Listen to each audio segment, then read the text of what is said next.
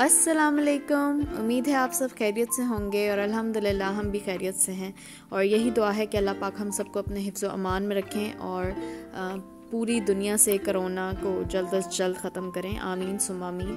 तो आज मैंने ब्रेकफास्ट में हाफ़ फ्राई एग बना लिया था और मुझे मेरी यूनिवर्सिटी याद आ गया जब मेरी मामा मुझे देती थी बना के और मैं नाश्ता करके जाती थी। तो मुझे थोड़ा बचपन से ही पसंद है और इस पर मैंने ब्लैक पेपर भी थोड़ा ज़्यादा डाल दिया था ताकि आजकल बच्चों को नज़ला हो रहा है, फ्लू हो रहा है, तो उसमें थोड़ा अच्छा रहता है। फिर दूसरी तरफ मैंने बीफ बोटी लेके मैं आई थी उस दिन कारफोर से, तो मैंने उसको सोचा कि मैं मैरिनेट करके रख देती हूँ। तो मैंने उसमें 1 tablespoon ginger powder, 1 tablespoon garlic powder और लेमन स्क्वीज़ करके डाल दिया था और उसके साथ ही मैंने 2 टेबलस्पून ऑयल डाल के और तिक्का मसाला डाल के उसको अच्छे से मैरिनेट करके रख दिया था, क्योंकि उसके बाद हमें जाना था बाहर, हम लोगों ने अपनी कार वॉश करवाने जाना था, तो इसीलिए मैंने पहले उसको मैरिनेट करके अच्छे से रख दिया। तो हम लोग आए थे अपनी कार वॉश करवाने के लिए मुस्तफ़ा, और ये एक इंडस्ट्रियल एरिया है और जो लोग अबू धाबी में रहते हैं उनको अच्छे से आइडिया होगा कि यहाँ पे सारी कार एसेसरीज़ मिलती हैं और कार रिलेटेड सारे काम होते हैं। लाइक आप अपनी कार वॉश करवा सकते हैं और अपने आप टेप लगवा सकते हैं, ऑडियो सिस्टम है, आपने अपने सीट कवर चेंज करवाने हैं तो वो आप करवा सकते हैं। तो यहाँ पे सारा कुछ आपको मिल जाएगा। ये एक ऐसी जगह है और यहाँ पे औरतें तो बिल्कुल नज़र नहीं आती हैं, तो ज़ाहिर बात है इंडस्ट्रियल एरिया है तो सारे मर्द ही होते हैं। तो हम लोगों का भी यही प्लान था कि हम लोग अपनी कार वॉश करवाएं। तो हमने देखा वहाँ पे बहुत ज़्यादा कार वॉश सेंटर होते हैं, समझ ही नहीं आती कि बंदा किधर जाए। तो फाइनली हमें ये मिला, हम लोग इधर आ गए थे। तो मैं भी अपने बच्चों को लेके अंदर वेटिंग रूम में बैठ गई थी।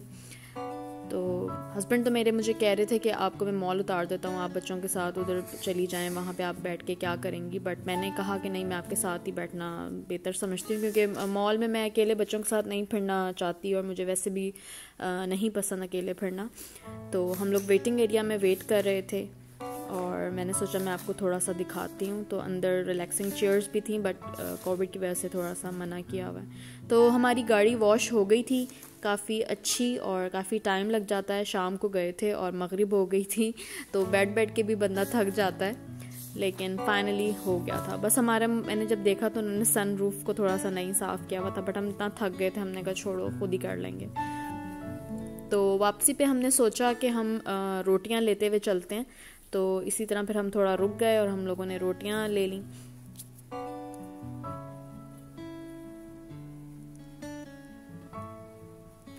बस फिर जब घर आए हैं तो जो मैरिनेटेड मटेरियल था उसको मैंने एयर फ्रायर में डाल दिया और हल्का ऑयल तो उसमें ऑलरेडी था और बस उसको वो अच्छे से स्टीम में फ्राई हो गया। तो एयर फ्रायर का ये है कि अगर आप कम ऑयल वाली चीज़ें खाना चाहते हैं तो ये बेस्ट है। और साइड पे मैंने रायता बना लिया, तो इसमें मैंने नमक, ब्लैक पेपर और ज़ीरा डाल के इसको अच्छे से मिक्स कर लिया।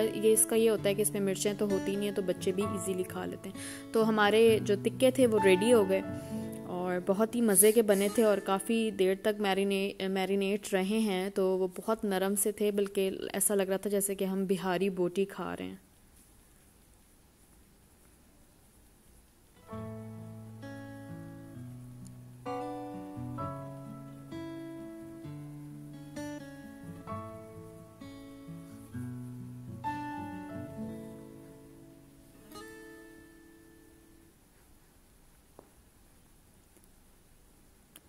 बस फिर नेक्स्ट डे हम लोग थोड़ा लेट ही उठते हैं बच्चों के साथ। हस्बैंड तो चले जाते हैं ऑफिस, उनको नाश्ता देने के बाद फिर मैं सो जाती हूँ, फिर बच्चों के साथ उठती हूँ।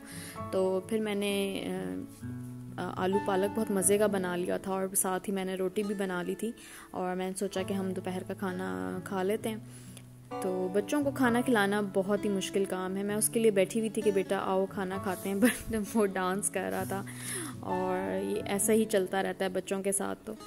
तो दूसरी तरफ मैंने देखा कि मेरा जो ओवन था काफ़ी टाइम से मैंने यूज़ नहीं किया, बिकॉज़ जब से मुझे पता लगा है कि इसके काफ़ी डिसएडवांटेजेस हैं तो मैंने इसको कभी नहीं यूज़ किया उसके बाद से। लेकिन ये गंदा हो गया था और मेरा ध्यान इस पे नहीं गया, क्योंकि हम पाकिस्तान भी चले गए थे और फिर वहाँ भी 6 मंथ हम लोग स्ट्रैंडेड थे। तो इस पे मेरा ध्यान नहीं गया। और फिर हम जब वहाँ से आए हैं तो फिर हम लोगों ने हाउस हंटिंग शुरू कर दी। तो खैर इसकी तरफ मेरा ध्यान नहीं गया। अब जब मैंने इसको देखा तो मैंने कहा कि मुझे इसको साफ़ करना चाहिए। तो मैंने डिफरेंट हैक्स देखे यूट्यूब पे, और किसी ने कहा कि जी आप पानी के अंदर लेमन डाल के रख दें और उसको ओवन को चला दें, सिरका डाल के रख दें और ओवन को चला दें तो वो बिल्कुल साफ़ हो जाएगा। लेकिन ऐसा बिल्कुल नहीं हुआ। मुझे नहीं पता मेरे साथ ऐसा नहीं हुआ या क्या मसला है, लेकिन मैंने इसको फिर जिफ से साफ़ किया। तो जिफ बहुत अच्छा है, सोल्यूशन है आपके लिए, और आप उससे चूल्हे भी साफ़ हो जाते हैं। मैं मोस्टली उससे स्टोव साफ़ करती हूँ, बट मुझे ये आइडिया नहीं था कि ओवन भी हो जाएगा। तो ओवन देखें कितना वाइट हो गया और कितना अच्छे से साफ़ हो गया है।